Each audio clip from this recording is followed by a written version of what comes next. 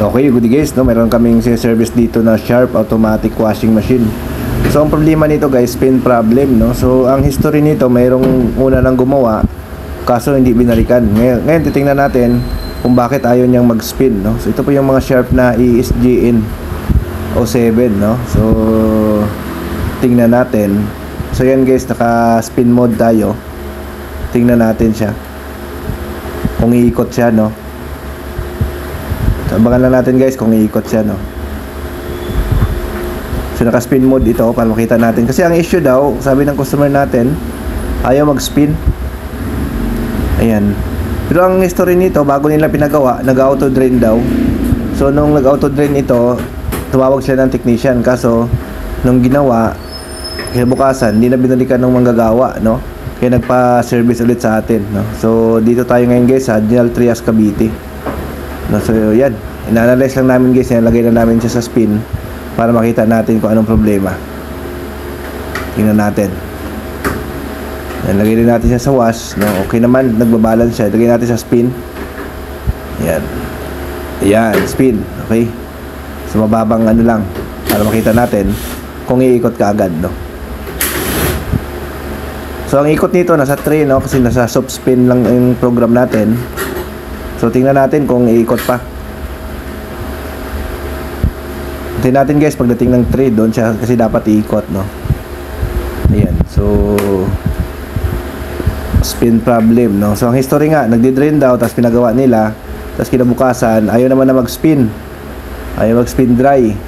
Kaya nung pinuntahan yung magagawa, hindi na daw mahagilap, kaya nagpa-service ulit sa atin. So yun.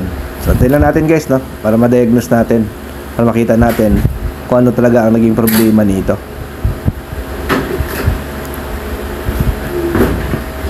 So nasa 6 pa siya. Pagdating kasi ng 3, doon na yan siya iikot. So antayin lang natin guys, no? So yan 3.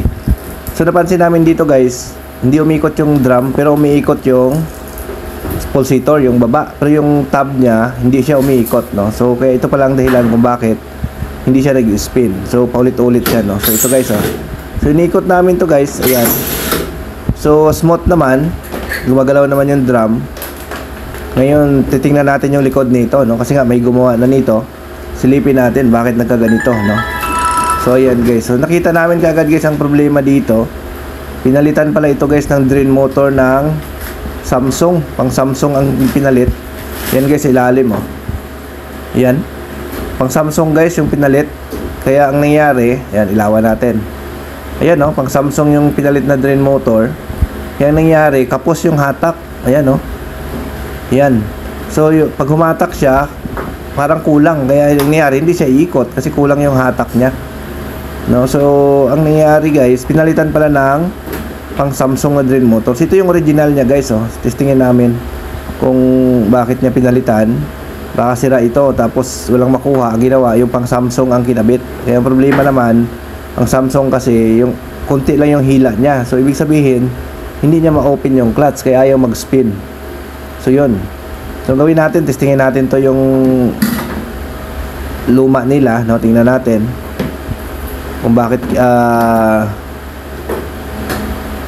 pinalitan ng Samsung, no? So tingnan natin, saksak natin. Ayan. So napansin nga namin dito guys, ano, pagsaksak, pag on pa lang, humihila na yung drain motor. Pag on pa lang ng unit, humihila na siya. So ibig sabihin, ang naging problema pala nito, shortage yung board nito, no? Kasi nga humihila na yung pinaka drain motor pagkasaksak pa lang guys ng unit. Pagsaksak, pag on, humihila na kaagad, no? So ibig sabihin mayroon siyang problema, no? Yung pinaka drain motor niya. Hindi, yung problema niya ay yung kanyang board, no? So yun. So dahil dito, ayan, no, humihila siya guys kapag naka-on siya. So ginawa namin dito guys, pinalitan namin to siya ng board at saka drain motor, no. So tinanggal na rin namin yung pinalit nila na pang Samsung na drain. Tapos naglagay din tayo ng bagong drain motor kasi nga nasira yung board guys dahil doon sa drain motor. So ang nangyari sa kanya, ang pinaka-original problem pala ay tuloy-tuloy yung hatak ng drain motor, kaya auto drain siya, nagdi-drain habang nagakarga ng tubig. So yun, tapos yun nga lang nung pinagawa, ibang drain motor naman kasi ang pinalit nila yung pang Samsung, kaya konti din yung hatak, tapos tuloy-tuloy din yun naman yung hatak, so wala din, so hindi rin umubra, no. So yun, so pinalitan lang natin guys ng board dito, no. So ang board na yan guys available sa amin pag kailangan nyo, no. So yan guys, oh, pinalitan natin. Okay, thank you.